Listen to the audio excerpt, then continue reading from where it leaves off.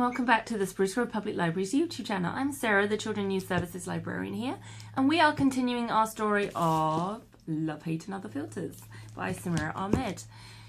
This is our Global Read Aloud 2018 pick for the teens, so we are reading this one on our YouTube channel, as you can see, and then we are also reading A Boy Called Bat, which was one of the chapter book picks as well, along with a few of the other picture books.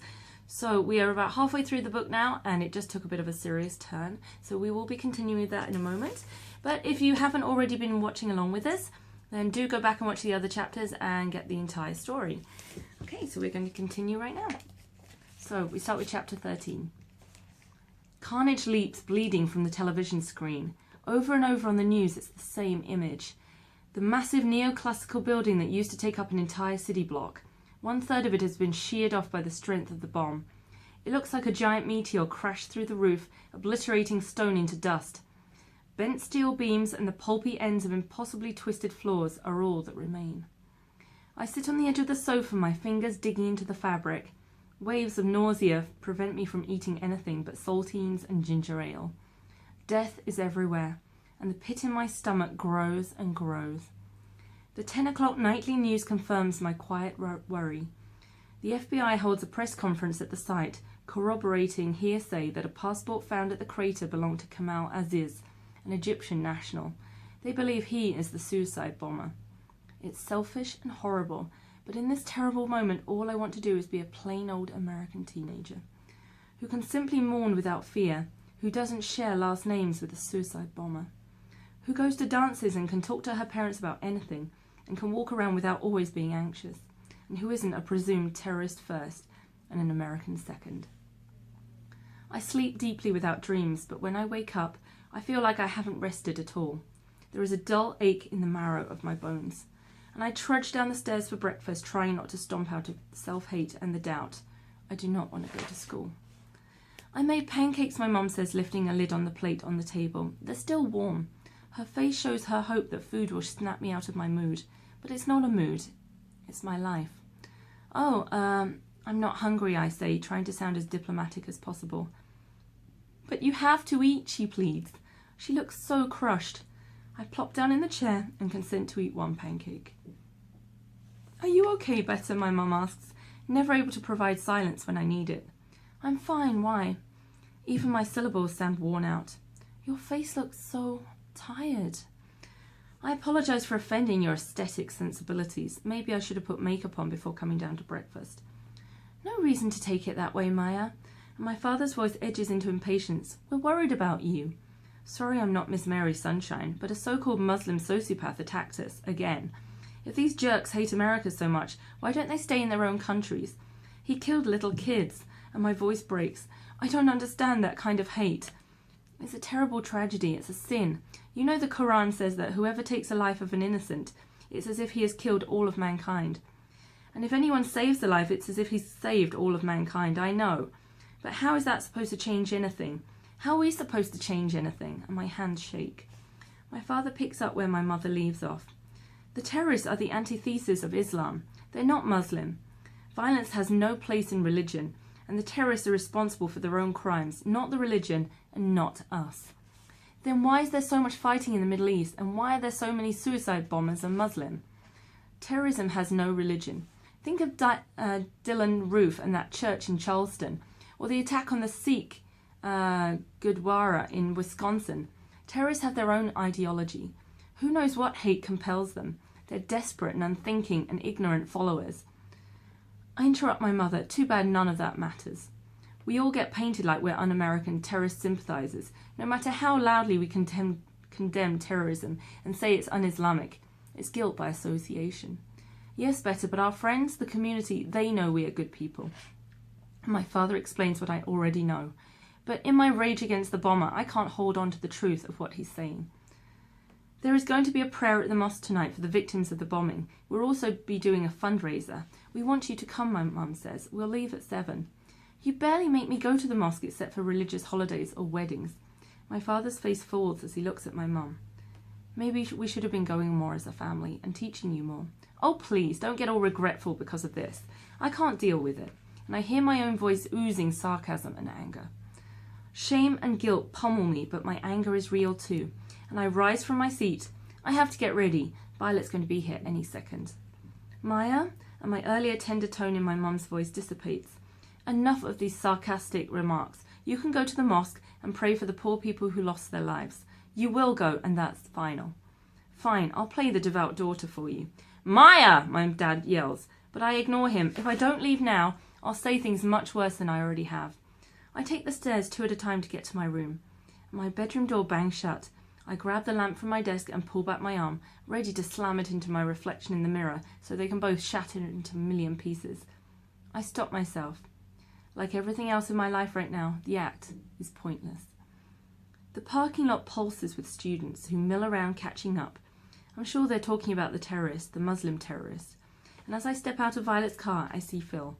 He's at his car talking to his friend Tom, the one who's pushing for the perfect post-high school future of Easton, with Megan and Lisa and a couple of other teammates. Phil's in profile and half hidden by one of his friends, but I see Tom laughing. And then Tom sees me. I wonder what it feels like to be so unaffected that you can laugh even when horrible things are happening. Tom points his chin in my direction and mutters to Phil, who turns his head and waves. I hold up my hand in a half-hearted response. I don't know why I bother. My lips pull down at the corners. Those 3 texts I got in French class were the last I heard from Phil. Lisa and Mega bounce up to Phil and Tom. Lisa puts her arm through Phil's.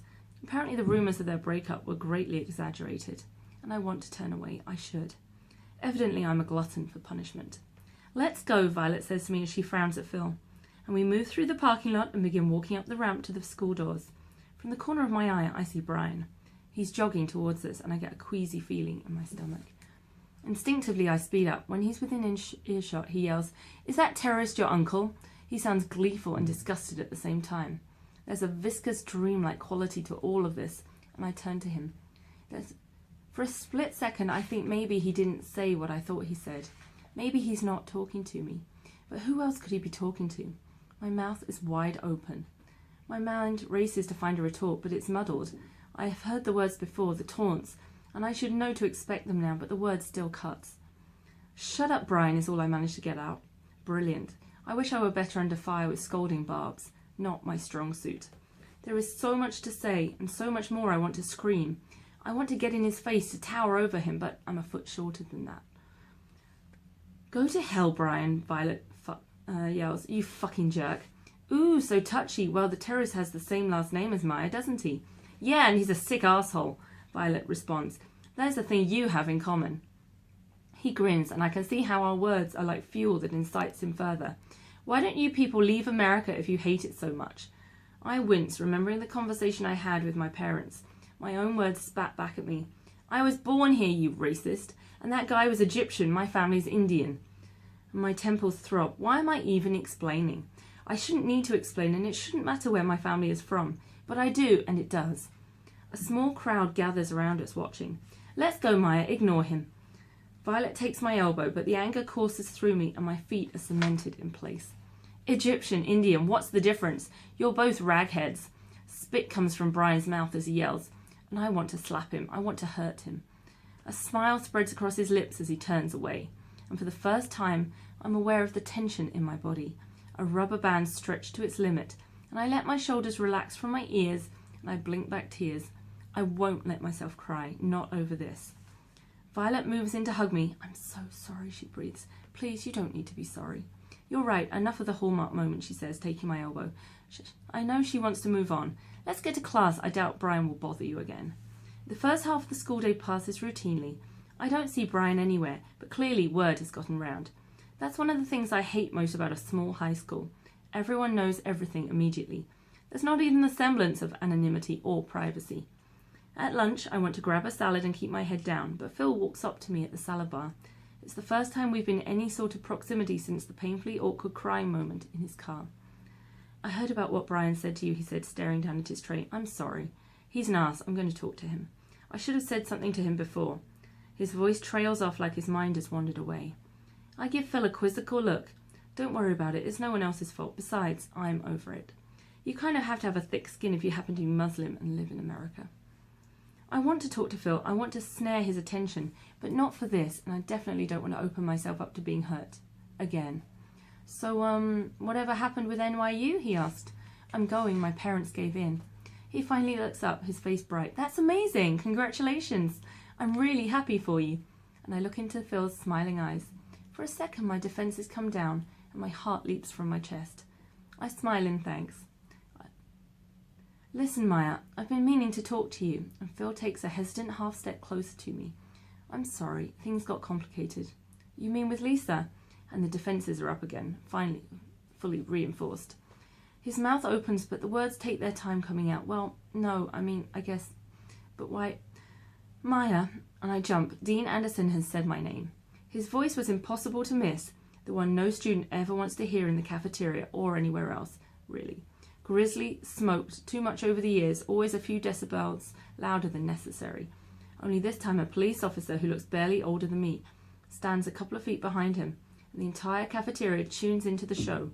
My chest tightens. Yes, I ask, and I rub my forehead. I need to speak with you. Do you mind if we step outside? My gaze turns to Phil for a second, searching, but I'm not sure what for. Dean Anderson adds, why don't you head to your table, Phil? Phil touches my arm. It's a small gesture, protective, but I shouldn't read into it, and I know better than that. The hallway is empty and silent, except for my melon-coloured Chuck Taylors squeaking against the linoleum. Maya, this is Officer Jameson. Dean Anderson says. Officer Jameson holds out his hand. Nice to meet you, Maya. He takes off his glasses and tucks them into his shirt so I can see his distorted reflection in the mirrored lenses. I bite my lip and I rub my clammy hands against my jeans. You too, officer, what's going on? Maya, there's been an incident at your parents' clinic, the dean begins. They're okay. Neither was seriously hurt. What happened? And my lips quiver and my voice shakes. Officer Jameson continues. Someone threw a brick through the window. I cut my hand to my mouth to hold in a scream. Your dad got a gash on the forehead, he continues in the same monotone. A couple of people in the waiting area have minor cuts from broken glass. Your mom was in the back exam room, so she's unharmed. My dad? Did they catch who did it? Why would... I look to Dean Anderson, who in turn looks back to Officer Jameson for a response. Dean Anderson can't even look me in the eye. It appears to be a hate crime, the officer said. There was a note wrapped around the brick. Apparently the bombing in Springfield angered the perpetrator. The brick through the window was a kind of warning. A warning? It's because of our last name is the same as the terrorist, isn't it? We can't speculate right now, Officer Jameson explains. Confusion, anger, and terror churn in my stomach. Thoughts fly through my brain at warp speed. First Brian and the altercation this morning, and now in my parents' office. What if they attack us at home? A message? What if this is only the first? Are my parents going to be safe? Maya, I assure you the Batavia Police Department is taking this very seriously. We will find the perpetrator. Officer Jameson says. I can see he's trying to sound reassuring, but he might as well be telling me fairy godmothers are real, because nothing he says right now will make this okay. Can I go and see my parents? Of course, Dean Anderson says. Officer Jameson will take you. Violet bursts out of the luncheon doors and into the hall, silencing him. It probably took all her patience to wait this long. What's going on? She demands. Dean Anderson frowns. Young lady, I believe Officer Jameson and I were having a private discussion with Maya. Violet stares at him like he's speaking in alien language and then turns to me. Someone threw a brick through my parents' office window. I repeat the officer's words, not really believing them.